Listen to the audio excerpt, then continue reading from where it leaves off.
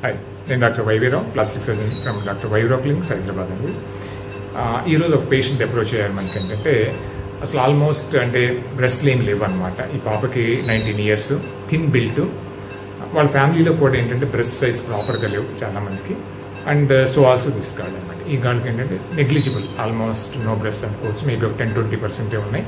ఈ పాపకి ఆప్షన్స్ అడిగింది, ఏం చేయొచ్చు అనేది. I suggested only one option, surgery, and that to implants అండి. బికాజ్ ఎందుకంటే ఈ పాపకి ఆల్మోస్ట్ ఏంటి ఫ్యాట్ లేదనమాట. ఫ్యాట్ లేకుండా తన్నటి వాళ్ళలో ఇది ఎన్నో చాయిస్. సెకండ్ థింగ్, ఈ పాపకు బాగా ఎక్కువ సైజ్ కావాలి. సో అలాంటి వాళ్ళకి ఏంటంటే సిలికాన్ ఇంప్లాంట్స్ చేసి బ్రెస్ట్ ఇంప్లాంట్ చేయడం అనమాట ఈజ్ ఎ బెటర్ చాయిస్ అనమాట. బ్రెస్ట్ సైజ్ పెంచడం అనమాట. సో వేరేజ్ కొంచెం ఫ్యాట్ ఉండి వాళ్ళకి ఎక్కువ సైజ్ అవసరం లేదు అనుకునే వాళ్ళకి fat is also good alternative అనమాట. సో బేసికల్గా బ్రెస్ట్ సైజ్ ఇంప్రూవ్ చేయాలంటే 2 మెటీరియల్స్ అనమాట. ఒకటి ఏంటంటే మన own fat, second one is implants అనమాట. ఈ 2 గుడ్ ఆప్షన్స్ అండి. ప్రతిదానికి ఒక ఇండికేషన్ కరెక్ట్గా ఉందన్నమాట. పోస్ట్ పార్టం అంటే డెలివరీ అయిపోయినాక కొంచెం సైజ్ తగ్గుతాయి బ్రెస్ట్లు, మైల్డ్ సాగింగ్ ఇలాంటి ఉన్న వాళ్ళకి ఏంటంటే fat is a good alternative. But only minus point with fat ఏంటంటే అన్ని ప్లస్ పాయింట్లే, బట్ మైనస్ పాయింట్స్ ఏంటంటే ఒక 2 ఉంటాయి. దేంట్లో రిపీట్ చేయాల్సి వస్తుంది. మన ఓన్ ఫ్యాట్ కొంత ఇచ్చినా కానీ దాంట్లో ఒక సగం పైన కరిగిపోవచ్చు అనమాట. కరిగిపోతే మళ్ళీ ఆఫ్టర్ 1 or 2 months మన అసెస్ చేసుకుని మళ్ళీ ఇవ్వాల్సి వస్తుంది. ఈ స్టెప్ కనీసం 2 or 3 times కూడా జరగాల్సి వస్తుంది. అండ్ సెకండ్ మైనస్ పాయింట్ ఏంటంటే టూ మచ్ ఇంప్రూవ్మెంట్. అంటే బాగా అసలు ఏమీ లేని వాళ్ళకి ఈ ఫ్యాట్ అనేది చేయలేమన్నమాట. వాళ్ళు ఎంత చెబ్బీగా ఉన్నా కానీ బ్రెస్ట్లు ఎక్కువ లేవు అనుకోండి, వాళ్ళకి చేయలేము అనమాట. సో ఈ మైనస్ పాయింట్స్.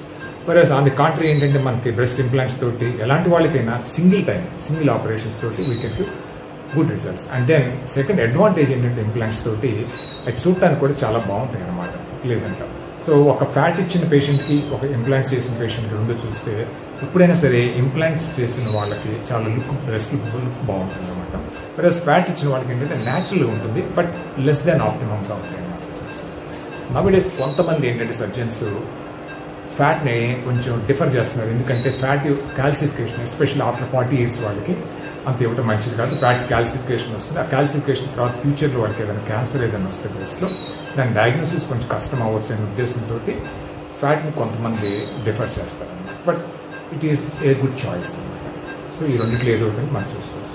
ఈరోజు వచ్చిన పేషెంట్కి ఏంటంటే వెరీ థిన్ బిల్ట్ అనమాట. అసలు బ్రెస్ట్లు ఏం లేవు. So directly we're going for అంటే మనకి బ్రెస్ట్ ఇంప్లాంటేషన్ వచ్చి సిలికాన్ ఇంప్లాంట్స్ పెడతాం అనమాట. యూజువల్లీ ఫస్ట్ ఏంటంటే ఒక ఫ్లూయిడ్ ఇస్తాము. ఆ ఫ్లూయిడ్ ఇచ్చి ఈ ఏరియాని నమ్ చేస్తుంది. పేషెంట్ ఏమో జనరల్ ఎనస్థీషియా ఉన్నారు.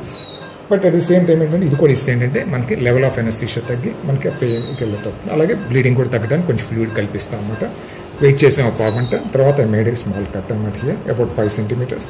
దీని ద్వారా ఏంటంటే బ్రెస్ట్ కింద పెడతారు. చాలామంది అడుగుతారు ఇంప్లాంట్స్ ఎక్కడ పెడతారు.